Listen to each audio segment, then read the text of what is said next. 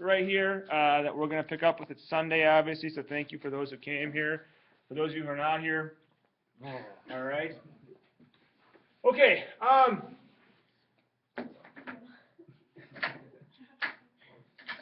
right. Chapter. Chapter 6 here.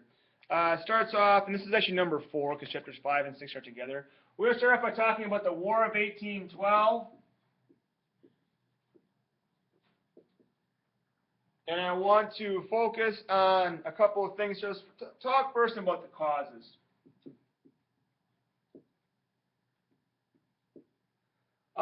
First thing you have to know about the causes of the War of 1812, it's linked to the French Revolution. Basically, when the French Revolution turned violent, Jefferson and the Democratic Republicans were in favor of it, and then it got a little bit too bloody for them, right? But initially they were in favor of it. And so, when that takes place, there's a split here. There is the Democratic Republicans who are in favor of the French, and the Federalists who are in favor of the British, and of course that becomes a riff later on here, especially when it comes to Great Britain and who they see as in charge and what they perceive to be the views of those people, those leaders who are in charge of Great Britain. Remember that Washington, President Washington here, he wants to stay neutral, right? With the French Revolution in particular, there's a neutrality treaty of 1793, Neutrality Proclamation. The U.S. is just beginning. He wants to stay out. Is just beginning as a country. He wants to stay out of any wars. And so we have the Neutrality Proclamation of 1793. And then, of course, again, the events looking at what causes or what leads to the War of 1812. We've got the infamous Jay's Treaty, which was in 1794. All right, this was a real head scratcher here. Remember, Jay's Treaty. The aim of Jay's Treaty here is it wants to stop impressment, right? It aims. There we go. Aimed to stop impressment. And of course, that is the policy where the British government, the British Navy, would use force to get deserters back into the Navy, people who just jumped ship, literally, and went to another one. They would then raid these merchant ships. The British Navy would looking for people who were deserters. And of course, they end up in the process here taking many American merchants and forcing them into duties with the Royal Navy.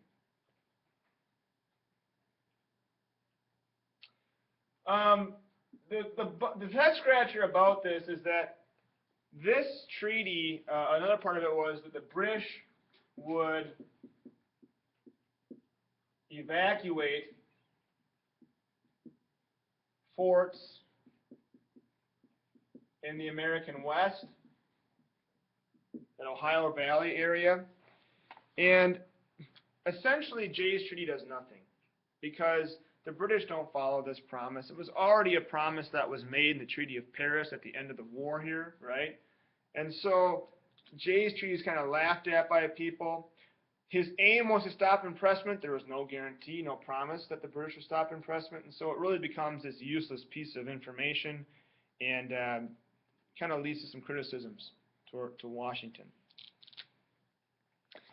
Another important aspect here, the causes of the War of 1812. Remember, we have Washington's farewell,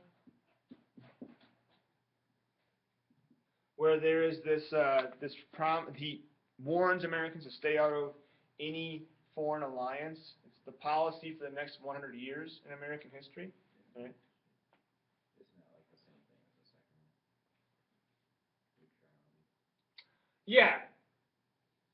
The farewell takes place later, though. All right, it's not an actual proclamation. It's just It's this has to do with alliances, staying out of foreign alliances. All right.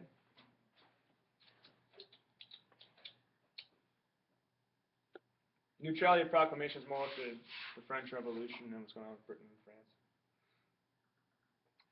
France. Next aspect to the cause of the War of 1812 is we have Adams as president and the XYZ affair that takes place. Remember, American ambassadors were sent to France, and they were there was intent to bribe them.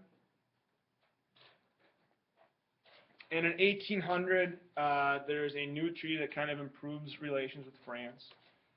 And so why do you have to know why Americans, and we're going to talk about Jefferson and France here too, why do you think the French connection is a cause of the War of 1812?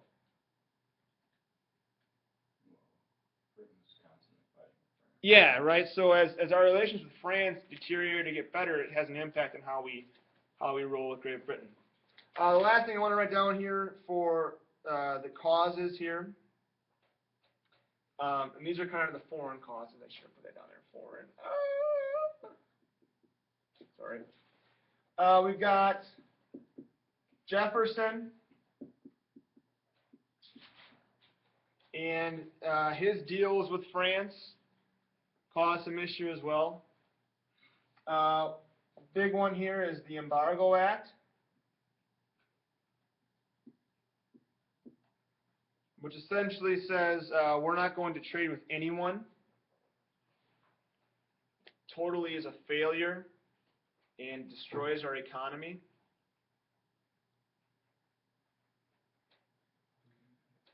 Other than that, yeah. Yeah, it's a good idea. You know, good idea. Yeah. There's also the Non-Intercourse Act,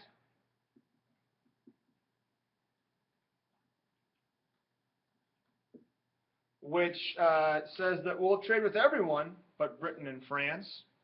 So after the Embargo Act fails, we say, okay, we're trying to stay out of this French and Britain thing, and so we're going to trade with everyone except Great Britain and France, because there's some hostility there, and we're upset about it. Again, America thought that they could try to play peacemaker here, try to adjust relations and not have to worry about merchant ships being harassed by stopping shipments to France and Great Britain, okay?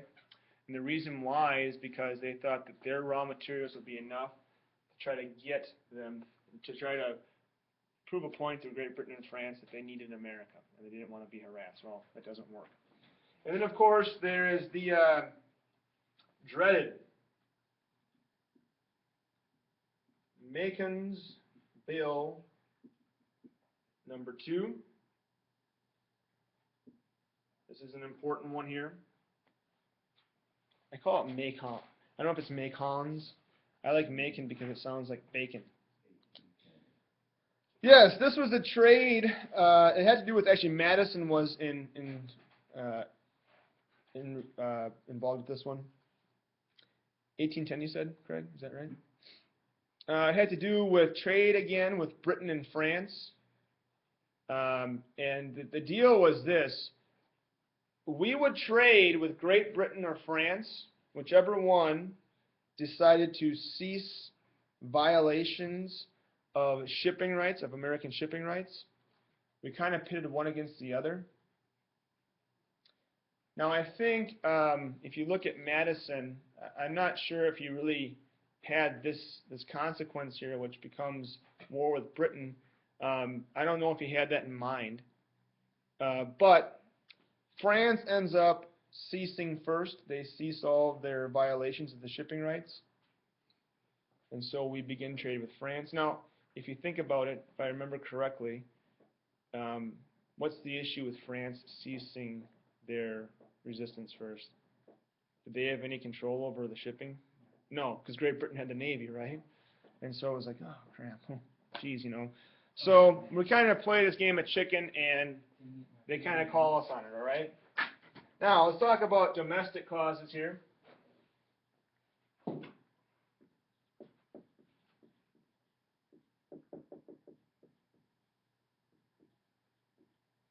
We've got Number one, first and foremost, we have British forts on the frontier. They're supposed to be out of there. They're supposed to be out of there, but they're not. What's going on, right? We also have the British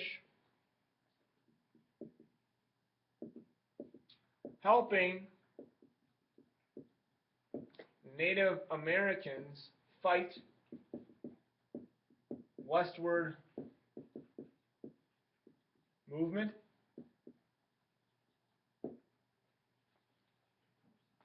Yes, and some of the different things that come up here, we've got Tecumseh, T-E-C-U-M-S-E-A, Tecumseh. He tries to unite the Indians. He loses in the Battle of Tippecanoe. Who's the hero for the Americans? William Henry Harrison, and of course Tecumseh's revenge. Every president ending with a 0, elected in the year ending with a 0. Starting with William Henry Harrison, dies in office or has an attempt on their life. George W. Bush didn't die, neither did Ronald Reagan. But people would argue that Reagan was in a lot worse shape when he got shot.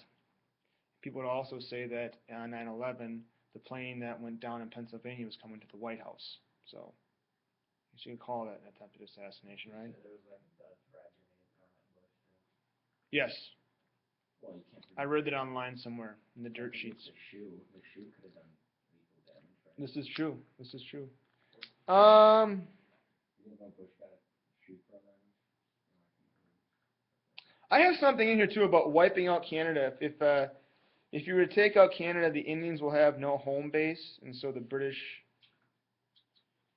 support for them, I guess. They support the British. I'm not sure why I have it on there. Sorry. Also, we have some domestic causes here. The way we've got the Federalists.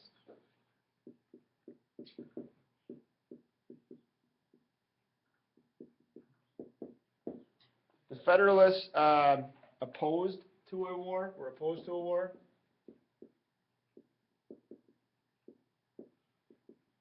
Kind of an interesting time in history here. The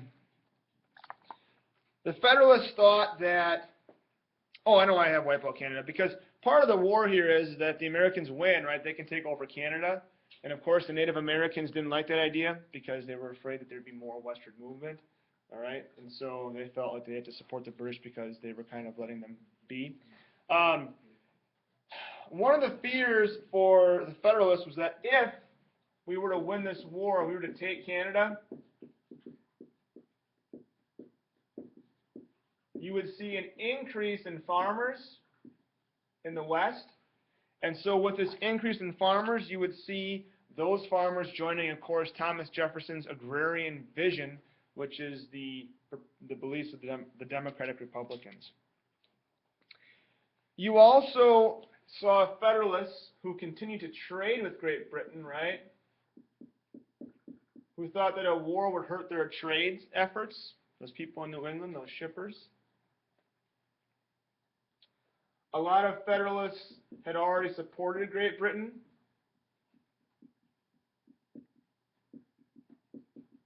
And, you know, the people who were in Great Britain at this time, the leadership knew, I spelled Britain wrong, I'm sorry.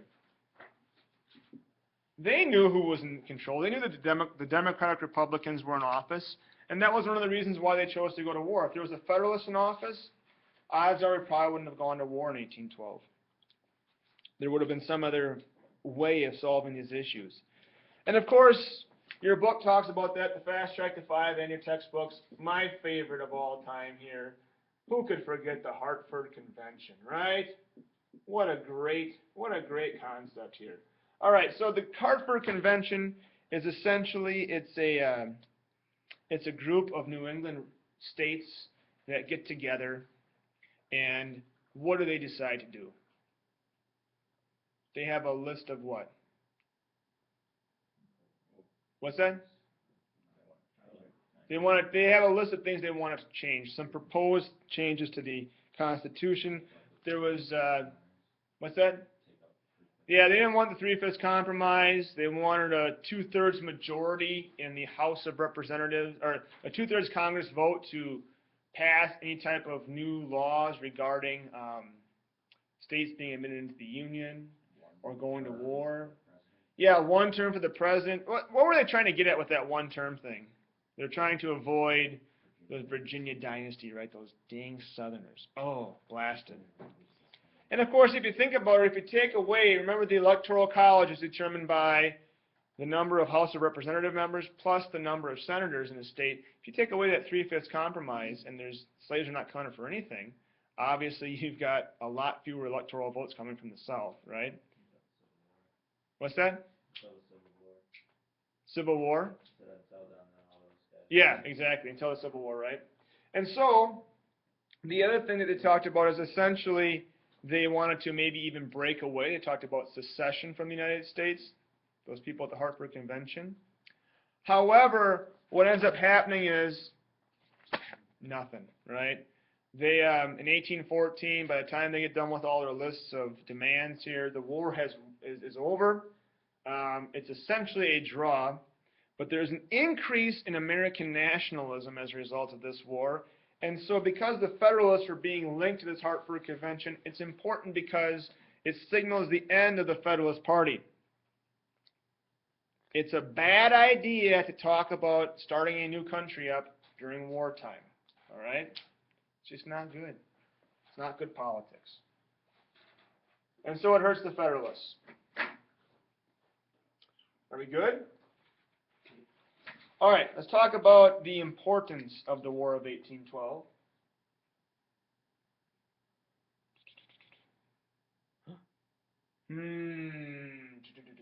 I have a problem here. This should not be number 5. This should be letter B. My apologies. Everybody got that? That messes up your whole format, doesn't it? I'm sorry, guys. Letter C. Let's talk about the importance of the War of 1812. Sorry, guys. Sorry to mess up your margins. I know I would get so stressed if somebody did that to me. So I'm doing it to you, so that way you can be better than me. All right. We've got peace treaty here, the Treaty of Ghent, right? Essentially does nothing. Nothing new. Pretty much status quo here. Status quo of the antebellum. What's antebellum mean? Yeah, prior to the war, the antebellum. I should probably write that down here. Antebellum. Ooh, all right. It gives us a war hero. A.J. Andrew Jackson becomes a rock star after this. Of course, the Battle of New Orleans. We get out of this the Star-Spangled Banner. All right. Oh, say. All right. That's Francis Scott Key writes it when he sees the bombs bursting in air. Because you could say William Henry Harrison, yeah, sure. I mean, he was kind of pre this, right? Tippecanoe. Doesn't I'm thinking of the Mexican War with Taylor gets fired. But okay. Another big thing is here we have it unites America. We have a common enemy here. All right. Oh, nationalism.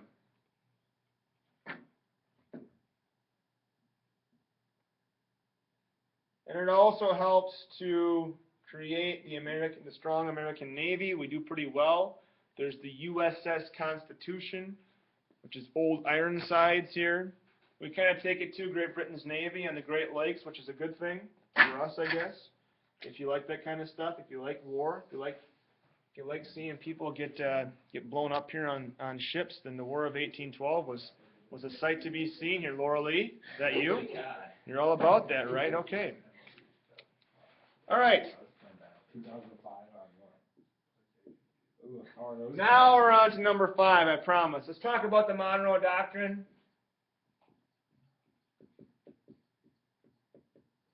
What's the year on this bad boy? 1823. 1823, thank you. The Monroe Doctrine stems from... Does anybody have another template? Oh, great.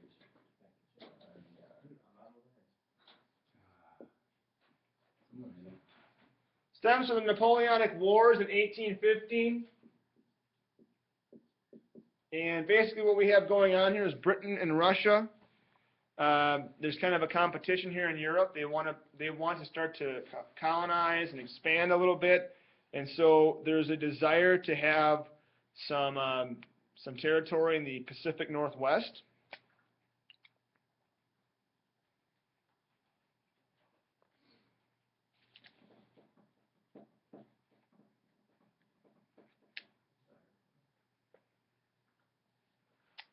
There was a desire for them to go into the Pacific Northwest, all right, to expand into America. I was trying to catch up because I had... Here's that old lead. Here's that old lead, man. Back off. All right. There is also this issue. The Monroe Doctrine addresses a couple of things. So it stems from this. They also, the thing that they addressed was they wanted to try to stop European posers. I said it. I said posers. I'm hip. I'm down with that. That's how I roll. Okay. All right. It basically states no European posers can mess with South America. America will stay out of Europe. You need to stay out of America, Europe. Capiche? Got it? And a big thing here, this becomes our foreign policy for basically until the end of World War II, right? We feel nobody should come over here, mess with our business, and we'll stay out of your business. It's part of this bigger picture here of manifest destiny. Who can tell me about manifest destiny? Who remembers? Who was the guy that coins that? John O'Sullivan. Yeah, there we go. Newspaper writer. I believe that's who it was. The idea that God wants America to take land, and we want to take the land and convert those heathens. Who are those heathens? The Aboriginals? Yes, the Aboriginals, the Native Americans. Yes.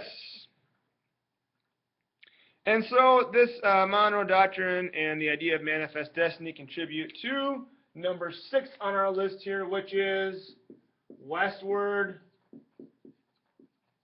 Expansion. All right. Keep on having to move my mouse so that way this stays on, so I can make sure I'm recording. Oh, you know how bad this would stink right now if internet was lost and it all got lost? Oh, I'd be so mad. All right. Yeah, think positive, Mr. Russ. Think positive. Okay.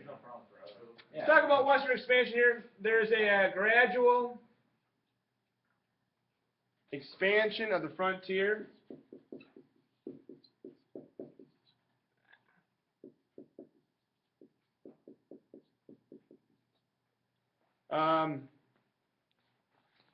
Basically, with each addition into the West, there is an issue that comes with slavery and the slavery issue. There's also issues with Native Americans that come with our expansion to the frontier. This is kind of going back a little ways here, but another key thing about Westward Expansion was the proclamation of 1763. If you remember from previous discussions here, this essentially limited colonists, British colonists, from moving west of the Appalachian Mountains. It takes a lot of people off, but it goes to show the desire for for colonists and people who were here from Europe to want to expand west.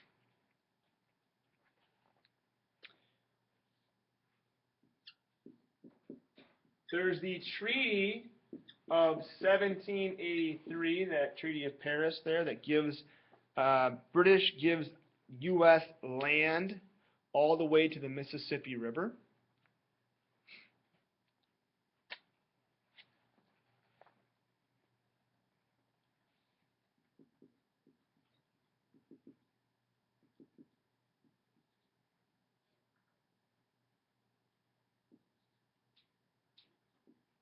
There's the Louisiana Purchase in 1803.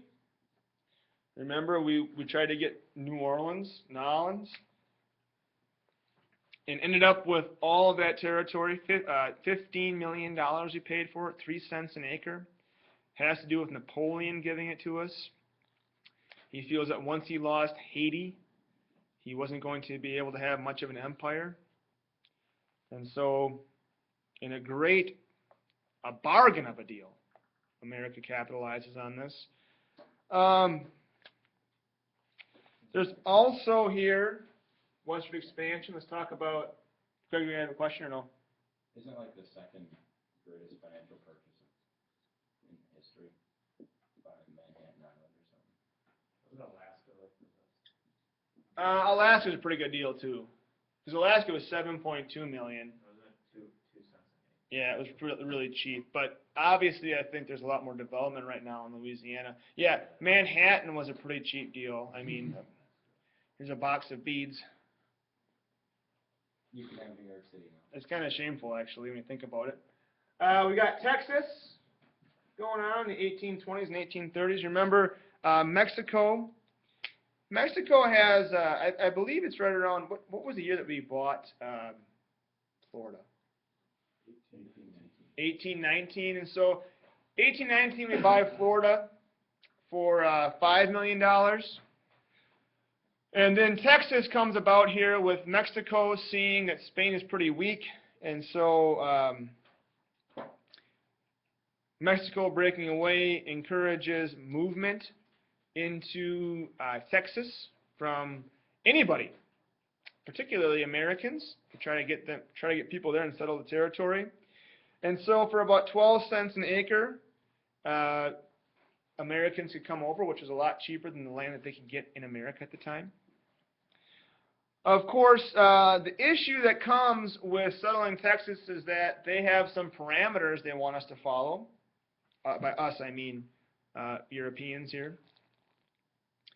They want, they eventually passed a law that says anybody who's going to come to Texas must stop holding slaves, and they must convert to Catholicism. Oof. Yikes. Right, well, that goes over like a lead balloon. And so Sam Houston leads the army in Texas of the Americans who were trying to overthrow the Mexican regime here. There's, of course, the Alamo here with Santa Anna,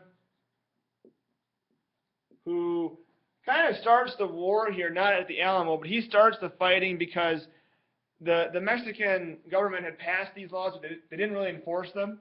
And so when Santa Anna becomes a dictator, he decides, I am going to enforce these laws, which creates some problems. And so, you know, there's a lot of defeats here at the time for the Texas rebels. However, they end up coming through, and they win the war, but they are not annexed right away. What does it mean to annex something? Anybody know? Say it's yours, right? Does not become a part of the United States initially. And the reason why it's not annexed right away is that many people feared that it would be broken into mini slave states. And of course, that creates power for those slave states in the South. If you take Texas and make it into 3 or 4 slave states, you now have, what, if it's 4 slave states, you've got 8 senators, 8 pro-slavery senators being added into the Union. Yikes. Into Congress. Which means then you have to break down. Mm-hmm. Some places in 4 hours. Exactly. And they did that once in 1820, right, with the Missouri Compromise, right? Remember that one? All right. We've also got 1847 here. I've got Utah and the Mormons. Desiree, right? They organized a voting bloc of people. The Mormons did. I think they were in Missouri first, if my memory serves me right. Somewhere in the Midwest. I think it's Missouri. They got kicked out. What? Illinois. It was Illinois? Okay. He got kicked out of a couple spots, didn't he? New York and Illinois. Anyway, Joseph Smith, right? He's leading the charge here, or he was initially, and then he died. And so they end up in Utah. They're kicked out of the settled territories here. Saved. Crickets came in and destroyed all their crops, and they were saved by a flock of seagulls that came down and ate all the crickets. And that's why seagulls are so important in Utah. No lie. No lie, right? Seagulls, man. When you go to Utah and shoot a seagull, you're gonna get marshal. I don't know. I don't know if that's gonna happen.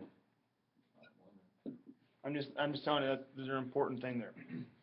1846, we've got James K. Polk in office here. There's the whole fight here with the northern boundary, Northern Territory. We talked about the Aroostook War here with Maine, the something and Beans War. I can't remember what's the. Oh gosh, I don't know. Beef and Beans War, I think it was maybe nicknamed. But there's a whole push here for 54-40 or bust, or 54-40 or fight.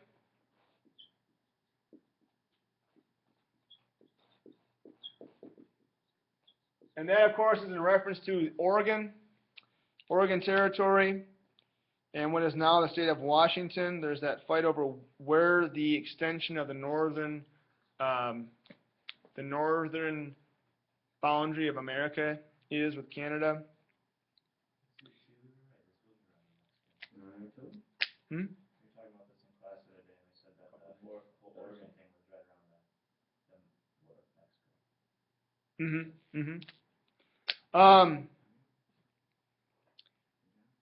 And essentially the 49th parallel is agreed upon because, as John just said, America cannot fight a war with Mexico and Great Britain at the same time. And so Polk comes in, ready to fight, and then he realizes, well, this probably isn't the best idea here. Okay?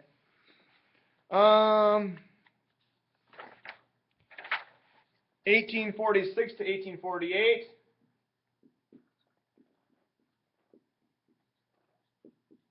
Is the Mexican-American War.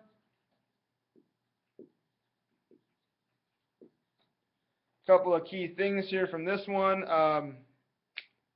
Zachary Taylor is sent down. Basically what Polk wants to do is he wants to get from Texas west, he wants to have land, all right, all the way to California. He tries to buy California, it doesn't work out, and so he sends Taylor down there to kind of just be in the area. Don't start a fight, but just be there and wait for them to fire first. Well, of course, there's debate as to who actually fired first, but it ends up starting the war. Zachary Taylor is the catalyst here. The Treaty of Guadalupe Hidalgo.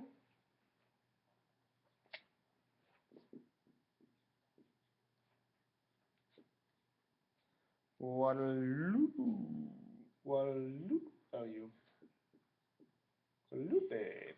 Hidalgo.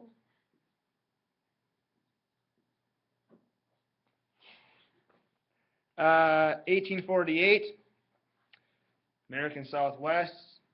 We end up paying $15 million for California. We take $3 million as part of this treaty, and we take all the debt that Mexican citizens owe to America. So we're very benevolent in how we end this thing, essentially, even though there's a lot of death. But I think we just want to get some land. Yeah, Canada now. Yeah, man. All right. And of course, the big thing here is, after the war with Mexico, we have new land. And so the question is at this time is what? What are we going to do with slaves, right? Question mark. Woo. I don't know. All right. I've got one more thing here, and then we're going to be done for the night. So we'll finish a couple minutes early, about 10 minutes early. All right. Oh, crap. I can't erase this, right? It's over and done with. Sorry. All right, here we go. Number 7 here. Number 7 is the big one here. Indian treatments, Native American treatments.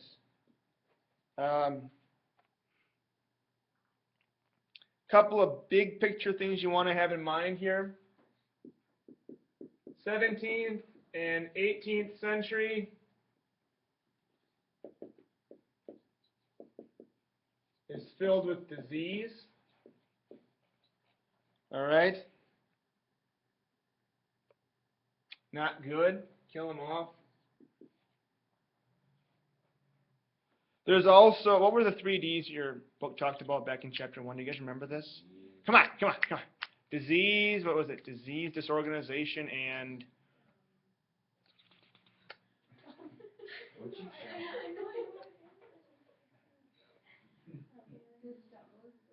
Disposability. There we go. Woo! Lower lead. All right. We also had the War of 1812. Battle of Tippecanoe. Tecumseh. He tries to unite the natives, and of course he is defeated. And then of course we've got the nice guy here who everybody loves.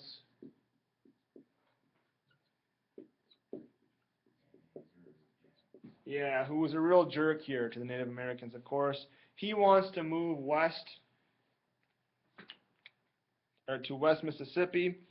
And so there are, under Jackson's reign here, there are 94 treaties that are signed.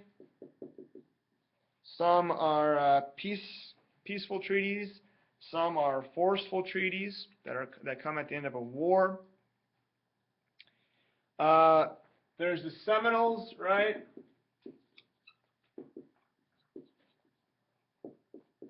(1830s) here, Florida, with Chief Osceola.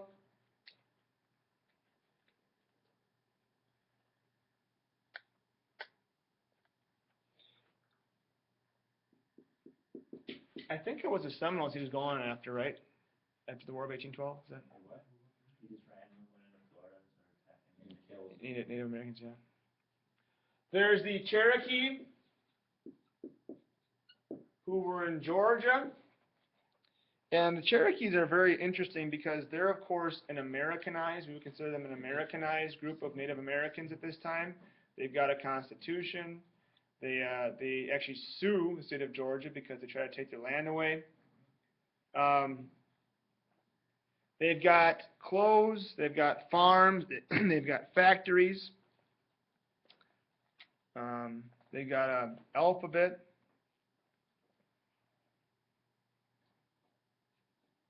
They've also, the Cherokees, besides their clothes, farms, and factories, they tried to sue for some land. And so Worcester versus Georgia, Marshall saves their lands, essentially saying that it's not okay, because gold had been discovered in this area at this time, right? And so it's not okay for the citizens of Georgia to simply, or the state of Georgia to simply take away native lands that were part of a treaty at one point. And so Jackson, who wants the Cherokees out, says Marshall just made a ruling, right? Let's see him try to enforce that. And so in an act of defiance, he sends these Cherokee on their way on the Trail of Tears.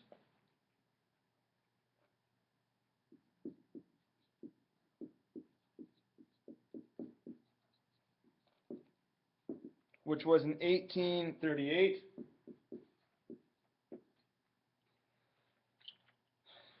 think it was 15,000 people, 1,500 died. I don't even know if that's right. Seems that that's kind of low. The disturbing trend here, the last thing I want to bring up here with Native Americans that you have to know, is from in 1850 to 1890. Oh, sorry, to 1900. 1850 to 1900. The population here, there's 420,000. 1850, there it goes to 250,000 by 1900. So pretty disturbing trend. Okay, that's it. For those of you who weren't here, we took a practice test, so that was awesome. We talked about the test itself, and we can catch up on that at a later date, but hopefully we'll see you here tomorrow morning.